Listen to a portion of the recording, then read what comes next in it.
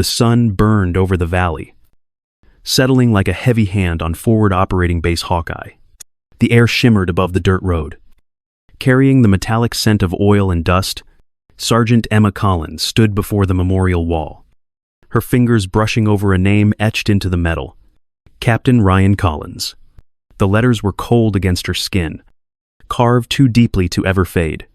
6 months had passed since the mission report listed him as killed in action, the result of an equipment malfunction. But the data she had intercepted told a different story. Somewhere in those final minutes, a strange radio frequency had cut through her channels. A whisper in the static she could never forget. Emma was 26. An intelligence NCO attached to the Army's Signals Division. She was good at her job. Better than most. But that didn't matter much out here. At a forward base like Hawkeye, respect was earned through dirt, not data. The Rangers and Marines she briefed each morning treated her as an outsider, someone who belonged behind a screen, not under fire. She learned to let it slide, learned to fade into the background, to watch and listen. It was what her brother had taught her before his last deployment. Listen more than you speak. The truth hides in silence. Her orders came through just after 1400 hours, or as the pilots called it, 2 o'clock in the afternoon. She had been approved to attend advanced marksmanship training at Camp Sentinel in Colorado. 3 requests had been denied before. But Colonel Sarah Tangwell had stepped in this time, pulling strings Emma would never have dared to touch. The colonel's note was short. Opportunity rarely comes twice. Take it. Emma folded the paper carefully and slipped it into her pocket next to the small, worn notebook that once belonged to Ryan. The UH-60 Blackhawk lifted off the next morning at 7:15 a.m., its rotors slicing through the dawn. The cabin smelled of gun oil and adrenaline. Rangers and Marines filled the benches, their gear clanking in rhythm with the engine. A few noticed her communications patch and smirked, trading quiet jokes. She didn't respond. Her focus stayed on the desert, fading below. On the weight of the notebook pressed against her thigh, every number, every calculation inside it had become a piece of her brother's voice. As the helicopter climbed toward the mountains, Emma set her jaw and stared straight ahead. The doubts, the whispers, the heat of the desert all fell away. This was her chance to prove that she belonged. Not because of his name, but because of her aim. She tightened her grip around the small ballistic log in her pocket and whispered to herself that this time she would find the truth. The air at Camp Sentinel bit colder than Emma expected. The base stretched across the mountain valley like a scar carved into rock, its shooting ranges and obstacle fields hidden among patches of pine and frost. The peaks rose high enough to steal the breath from anyone who forgot to breathe slow. Her boots sank into gravel as she stepped off the transport, surrounded by men from every branch of the military, all carrying themselves with the quiet arrogance of combat veterans. The sound of clanking gear mixed with the distant pop of rifle fire. She recognized the tone immediately. This was a place built to break people. The candidates gathered inside a wide concrete hall where Colonel Sarah Tangwell stood at the front. Her presence filled the room without effort. She explained that the Advanced Combat Marksmanship program had a washout rate over 80%. The mission of the course, she said, was not to teach them to shoot, but to test whether they could hold focus when everything inside them wanted to quit. Some trainees nodded. Others stood stiffly, their expressions unreadable. When Tangwell's gaze swept over Emma, a few of the men whispered quietly, their smirks betraying what they thought about an intel sergeant joining a warrior's course. Emma ignored them. She had learned long ago that attention was the enemy of progress. After the briefing, the group was dismissed to their barracks. The female quarters were nearly empty. The hum of the base generators echoing down the corridor. Emma unpacked her duffel slowly, placing her notebook and the few personal items she carried with care. When the male clerk appeared in the doorway calling her name, she looked up in surprise. He tossed a long package onto her bunk, tagged with a release authorization from Colonel Tangwell. Inside, lay her brother's M2010 enhanced sniper rifle. Dark matte metal, and a loopholed mark. 4-scope, polished clean. A note taped to the stock read only that he would have wanted her to have it.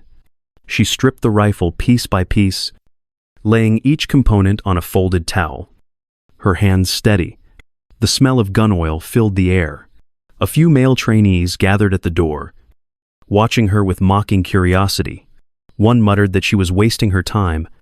Another said that her brother's rifle didn't make her a sniper. Emma didn't answer. She kept working, running the cleaning rod through the barrel until it gleamed. Commander Jason Ward appeared behind them.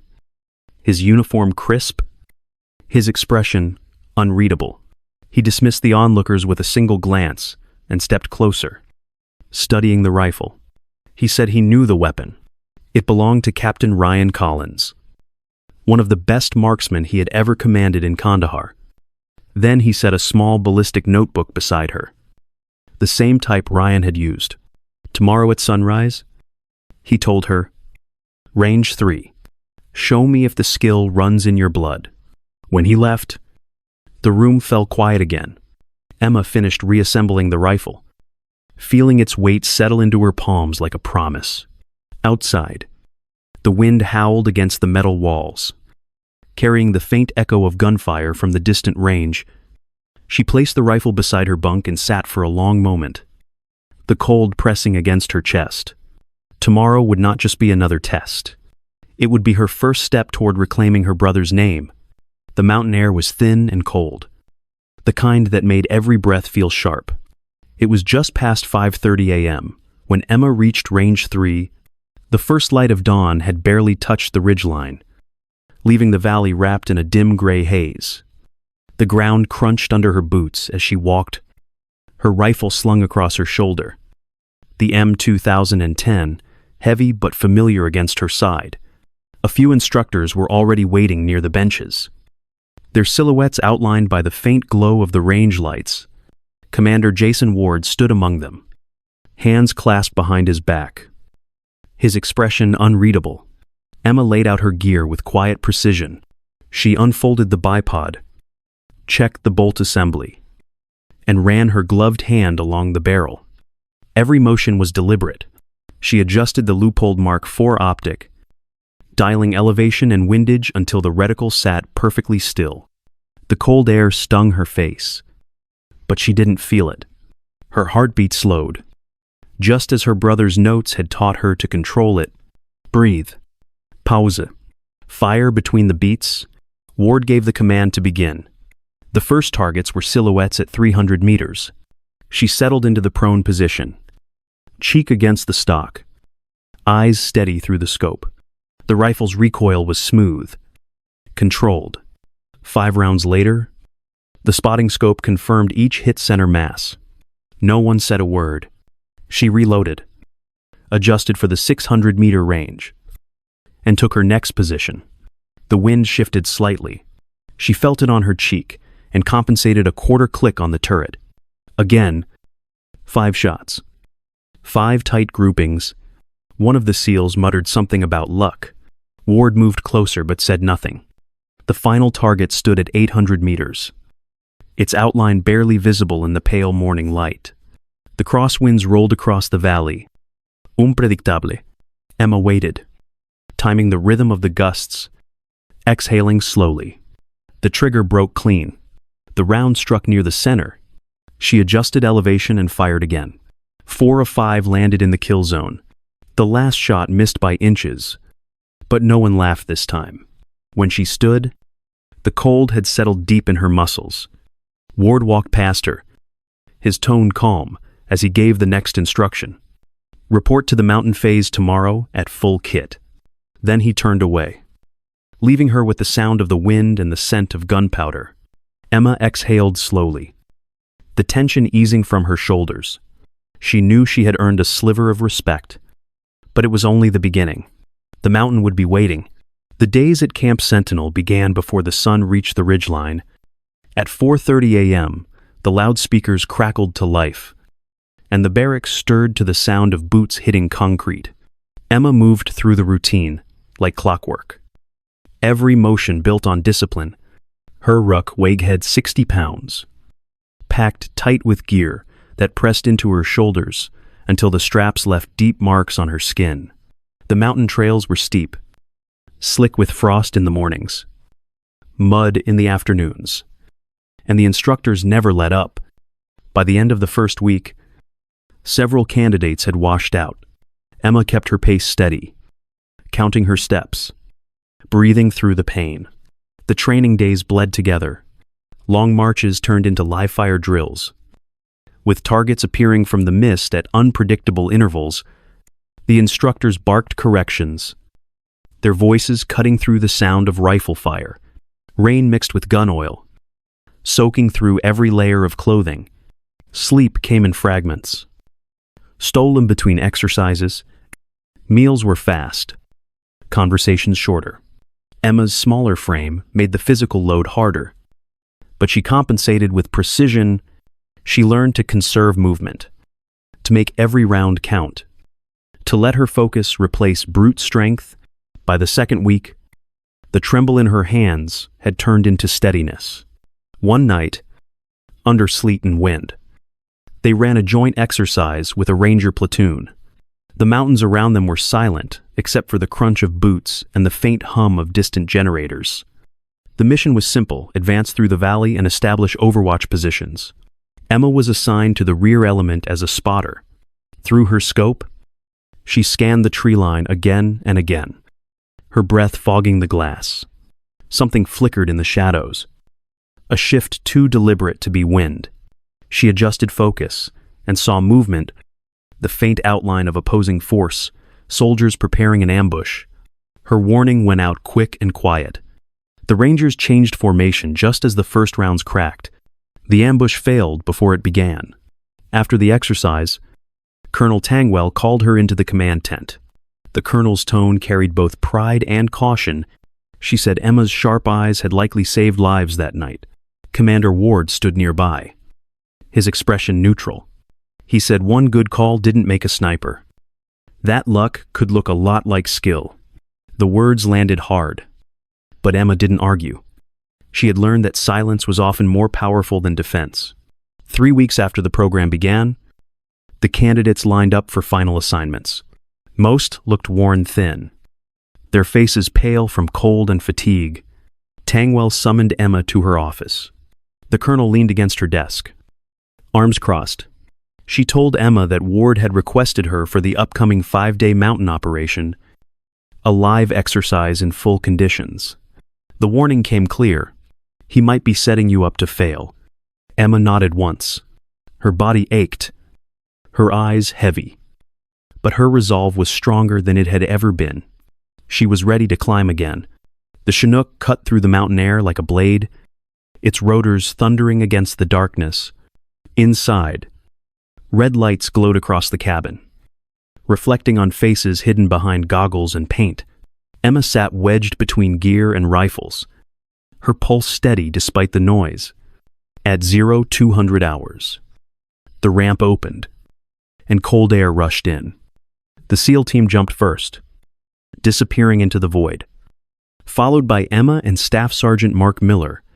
Their boots hit the frozen ground, the altitude biting deep into their lungs.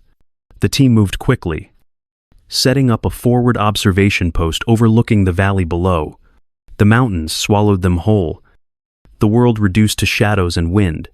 Emma worked beside Miller, her role clear. She was secondary sniper, spotter when needed, observer always. Their overwatch position overlooked a small compound 2 clicks away, where the SEALs would extract a high-value target. The first 2 days were quiet. They logged patterns, counted guards, mapped the terrain.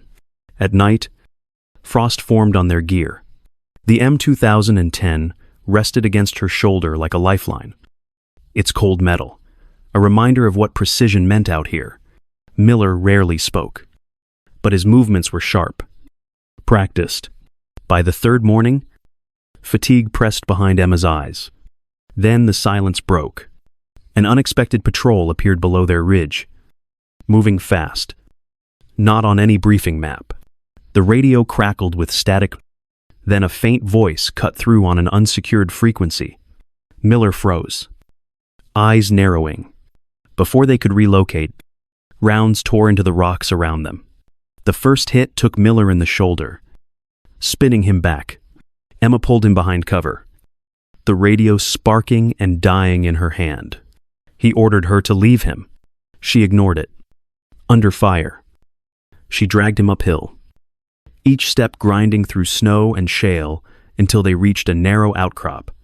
She tore open the medical kit, pressed a field dressing against the wound, and tied it off tight. Miller's face was pale, but he nodded once. She set the rifle on its bipod and resumed overwatch, her breath fogging the scope. Hours became a blur. She counted 26 awake, her hands numb, her mind sharp out of necessity. The SEAL team below was still on mission, their movement faintly visible in the valley. By dawn of day 5, Emma spotted cows. The SEALs were pinned behind a wall near the compound, fire coming from the northern ridge.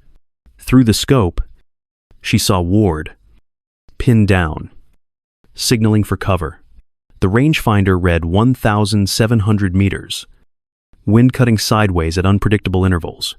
She flipped open her brother's ballistic notebook, scanning notes about long-range adjustments. Elevation minus 30 degrees. Pressure adjusted for altitude. Coriolis correction eastward. She took a slow breath. The first shot cracked across the valley, hitting near the enemy line, forcing them to dive for cover. The second landed center on the lead shooter, the recoil rolling through her shoulder. She adjusted slightly, eyes locked through the scope, and fired again. The third round struck the mounted gun, silencing it. The echo faded into wind and distant shouts. Through the haze, she saw Ward lift his head, signaling the team to move.